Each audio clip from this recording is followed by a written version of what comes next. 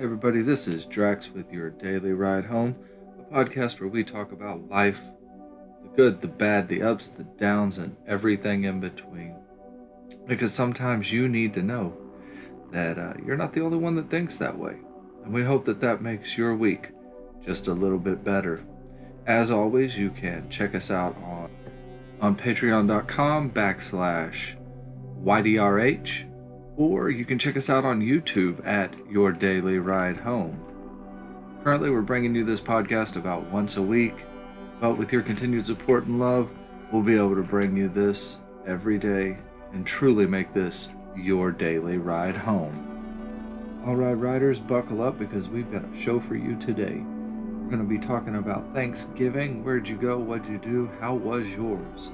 Then we're rolling right into the power of giving. With the holiday seasons coming up, we're going to give you a little bit about what you can expect to benefit from giving.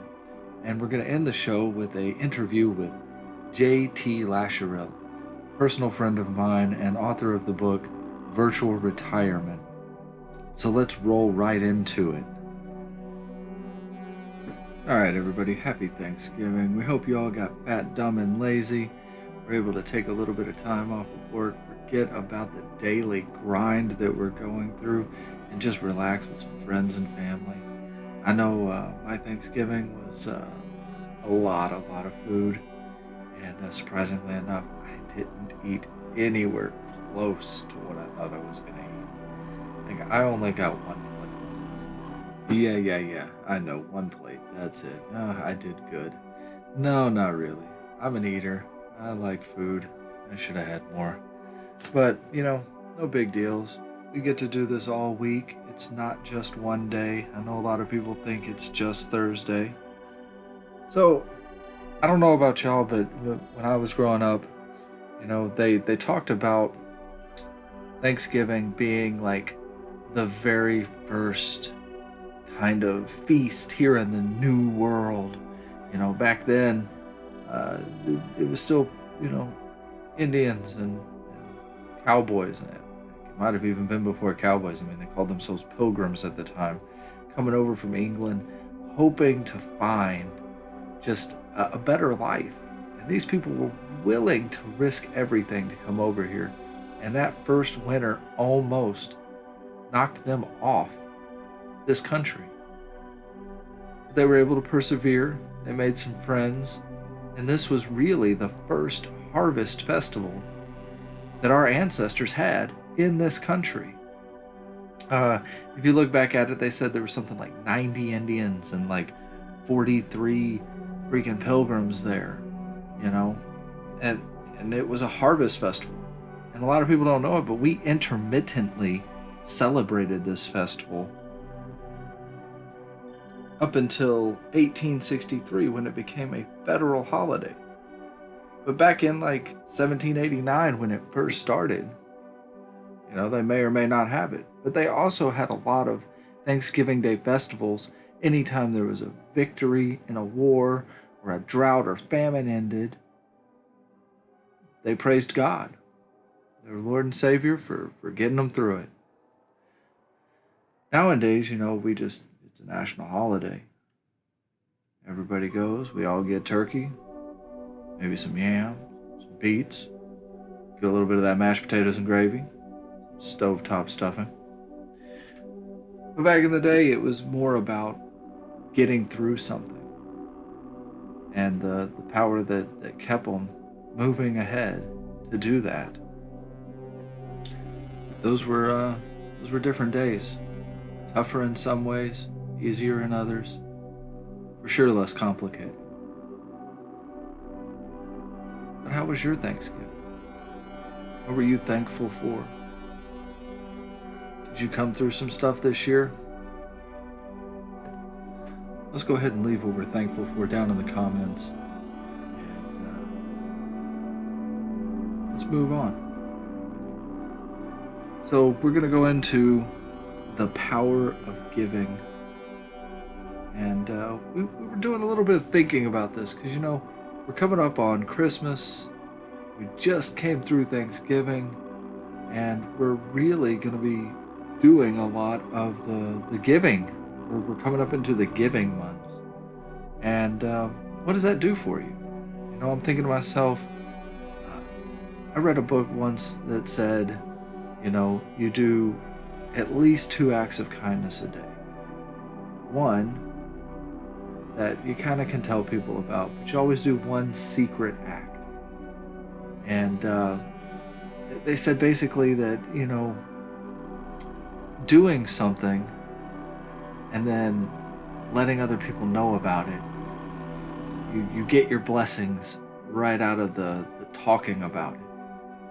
But when you do something for people and you keep it a secret, you get your blessings later.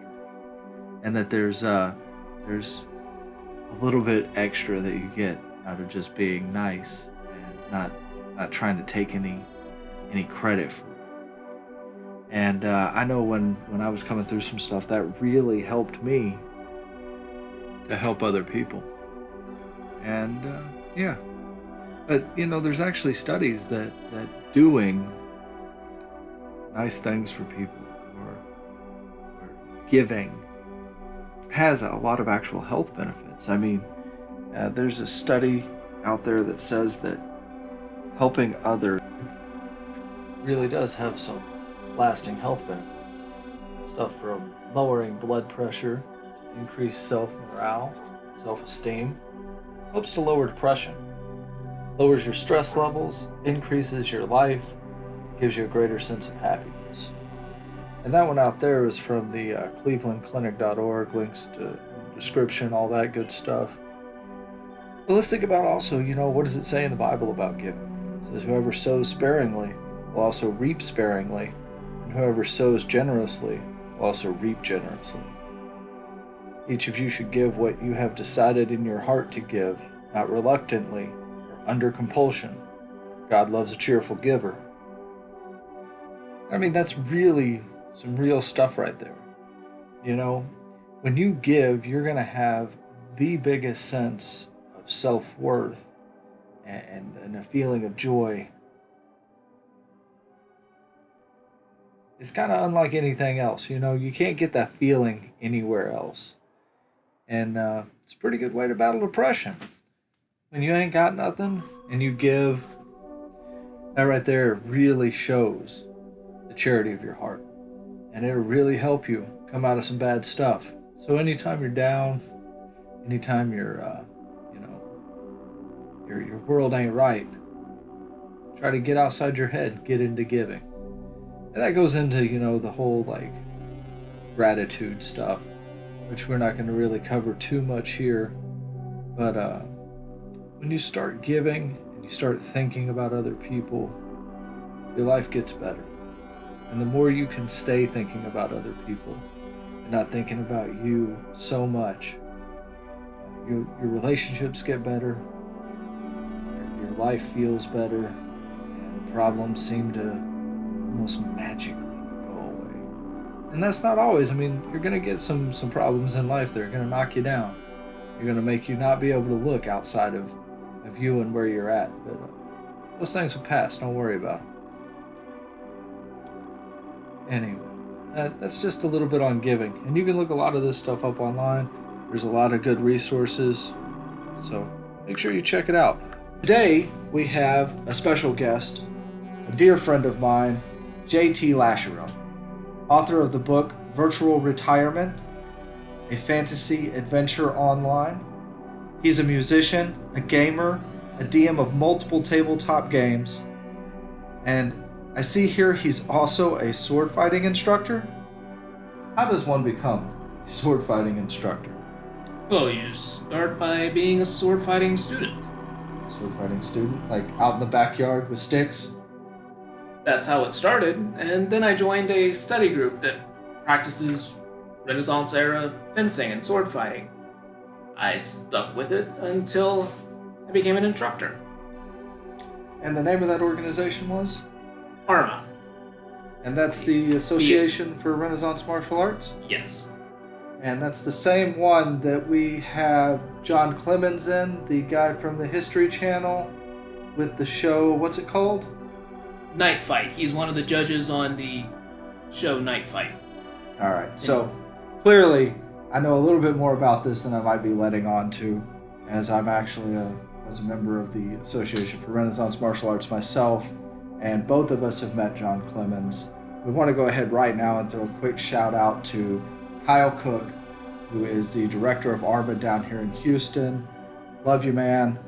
Everybody should go ahead and check out Kyle and the Association for Renaissance Martial Arts down here. You'll see them from time to time at the museum doing historical reenactments and teaching the basics of sword fighting. And they were at the Houston Comic Palooza, but I'm not sure if they're still there because, well, they got bought out by Houston. So, anyway, so you were an instructor for this Association for Renaissance Martial Arts. Yes, I was. And that helps you with the fight scenes in your book? Oh yes, it helped a lot in letting me describe a fight scene in a way that the reader can understand, since I had to learn how to describe combat in a way students can understand. I could see how that would help. Now, we do want to go back to, how did you get into writing itself? I mean, we've talked about your history with sword fighting. Clearly, you were doing some D&D stuff. How did that affect you and get you into writing? Well, I suppose I got into writing by being into reading. I read a whole lot of fiction as a kid. Around the time of middle school, I got into playing a lot of tabletop role-playing games. I wrote a lot of adventures for those games as the DM. I also played a lot of computer role-playing games online and wrote a lot of backstory for those characters when role-playing online. I eventually discovered I had a real passion for writing. A few years ago, I couldn't work due to medical reasons, but that just gave me more time to write. I practiced my editing skills. I had time to finish a few short stories, which I published online. They all received a very positive reception. And then eventually, my friends just kicked me in the butt and told me to finish writing my book. So let's talk about the book. Tell me a little bit about it. Who's our characters? Where are we at? What's it about? The book is lit RPG, which means most of it takes place within a virtual reality game. The main character is arthritic and walks with a cane, but in the game, she feels fine. The other characters we know only by their avatar, and getting to learn more about them is part of the plot of the book. So, what inspired you to write this book? Where did you draw your motivation from?